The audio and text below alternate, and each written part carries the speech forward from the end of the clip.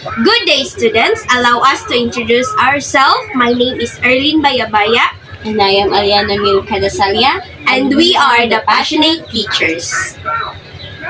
Now we are here to discuss to you what is the policies of special and inclusive education. Now, what is the policies in inclusive education? Arlene, that there are 10 kinds of policies for learners with special needs, which are the first one is the Individualized Education Plans, or IEPs, also known as IEPs, are personalized plans developed for each student with special needs. They outline specific goals, accommodations, and support services required to meet the students' unique needs. IEPs are crucial policy tool to ensure that the learning environment is tailored to the students' safety and educational needs.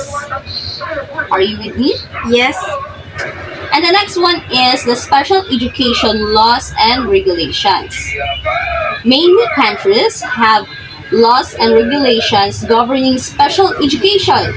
For example, in the United States, the Individualized with Disabilities Education Act, or IDEA, mandates that students with disabilities receive a special and appropriate public education, or FAPE, in the least restrictive environment of LRE. These laws provide a legal framework to ensure that students with special needs have safe and secure learning environments. The third one is the inclusive education policies. Inclusive education policies promote the inclusion of students with special needs in mainstream classrooms. These policies typically include the guidelines and procedures for adapting the learning environment to accommodate diverse learners. They emphasize the importance of accessible physical infrastructure, flexible teaching methods, and support services to ensure safety and security for all students. Anti-bullying and anti-discrimination policies. Many educational institutions have policies in place to address bullying and discrimination, which can disproportionately affect students with special needs. These policies provide procedures for reporting and addressing incidents of bullying or discrimination to ensure a safe and secure learning environment for all students. What is the other 5? The fifth one is the accessibility guidelines. Accessibility guidelines focus on making the physical environment, instructional materials, and digital resources accessible to students with disabilities. These guidelines often address issues such as building ramps, providing accessible transportation, ensuring accessible technology, and producing accessible educational materials. And the sixth one is the emergency response plans.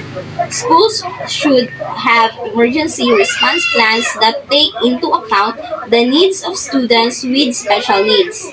These plans may include evacuation procedures, communication strategies for students with communication disabilities, and designated personnel responsible for assisting students with special needs during emergencies. The next one is the staff training and professional development. Policies often require staff members, including teachers, support staff, and administrators, to undergo training and professional development related to the safety and support of students with special needs. This training ensures that educators are prepared to address the unique needs of their students. The next one is the behavior intervention plans. For students with challenging behaviors may be developed as part of their IEPs or behavior support plans.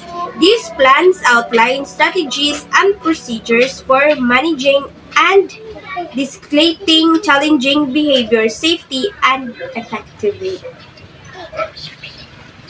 The next one is the health and medical protocols. Some students with special needs may have medical conditions that require specific protocols and procedures to ensure their safety and well-being during school hours.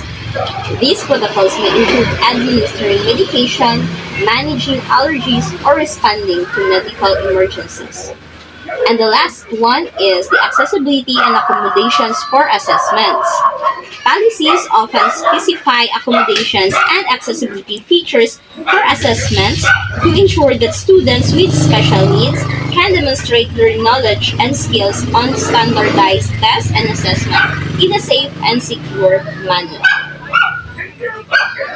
So those are the policies, guidelines, and procedures that provide safe and secure learning environments for learners with special needs. What is the purpose of knowing these policies? The first one is to demonstrate understanding of the philosophies, theories, and legal basis of special and inclusive education, including its application. Also, to demonstrate knowledge of policies, guidelines, and procedures that provide safe and secure learning environments for learners with special needs. And the last one is also to demonstrate knowledge of the development of special and inclusive education in the local and international context by constructing a historical timeline. And again, we are the passionate teachers. Once again, good afternoon, everyone. I am Aliana Mircaida Salia, And I'm Erlyn M. Bayabaya. and we are the passionate teachers. So that would be all for today, and that will end our discussion for today about the discussion of the policies.